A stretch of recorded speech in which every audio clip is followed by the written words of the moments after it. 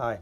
I decided to make this video today basically to provide some help because I know that I needed it when I was looking to install a new thermostat. I bought a Ecobee smart thermostat. It's the latest model from Ecobee. And it has your Amazon Alexa built in, and it has a extra room sensor that you can use to basically modulate a temperature in another room other than where the thermostat is installed. I just want to give you a background. This is the thermostat I had before then. This is a American Standard. It's a ACONT 900. Um, and that's what I basically had. I have an American Standard furnace, and I'll go into show you some of the issues that I had with that.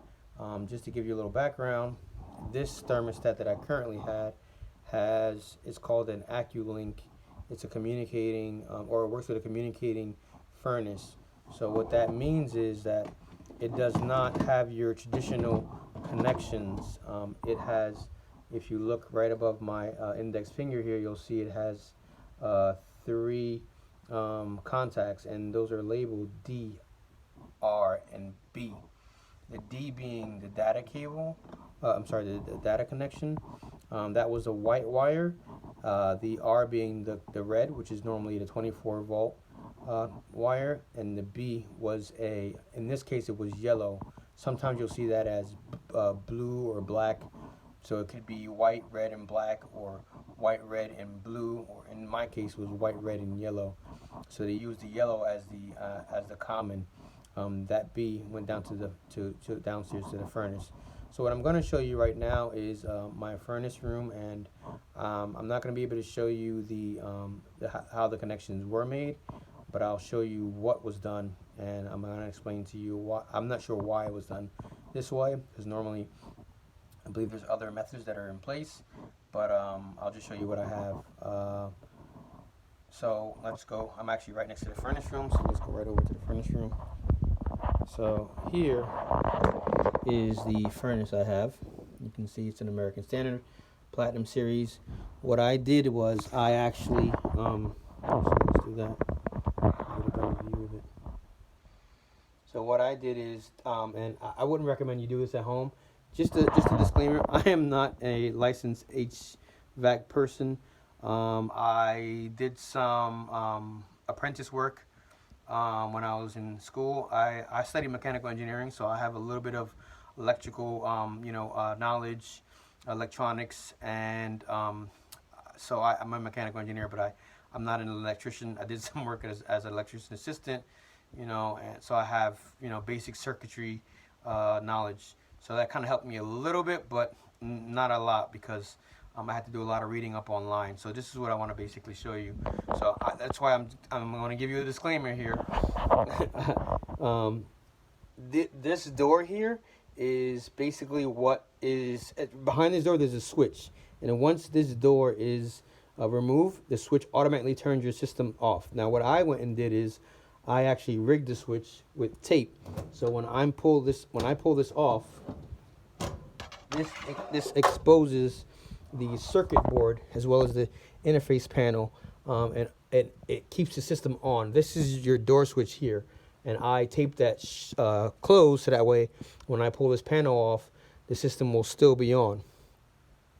So if you can see here, this is the interface here that allows you to change the settings. I spoke to you before about this being a dual mode furnace, where it can act as a just basically a 24 volt system, which relies solely on the thermostat to control the settings, or it can work as a communicating thermostat, which is how it was set up originally in when I got when I purchased this home. So if you look on the bottom here, you can actually see some of the connections. You can see there is a W2, a W1, a BK, a G, a D, an R, a B, and /C, which is your common, Y1 and Y2. So in this case, we're only going to use 5 of these connections because we only have a 1-stage heating, 1-stage cooling, and then we need the 24 volts for the power, the fan, as well as the common. So what I went and did was, on this board there were only 3 wires that were connected. As I spoke to you earlier, there were only the white wire, which was connected into the D for data, the red wire, which is connected to the R, and the green wire, which was connected to the B and C. There was I'm sorry, the blue wire was also connected into the B, and the white wire was also connected to the C. The 3 wires were connected to the side of the furnace, which is right up here. I don't know if you can see these wires up there. They were all spliced into up here. So what they did is they had the 3 wire come down from the thermostat. They connected it to the 5 wire, and they brought the 5 wire down to the furnace here. So after I made the switch with those connections, I had to then go into the interface and change the mode from communicating to 24 volt because my fan would not cut on. And I also had to change some of the wires to take it off from D, connect one to the G, which goes all the way to the thermostat, connect the one to the W1, which goes to the thermostat as well, and make the Y1 connection as well as the B connection. The red connection was already made there.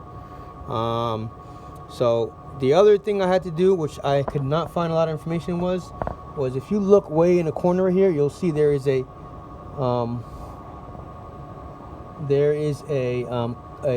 it's called a factory jumper.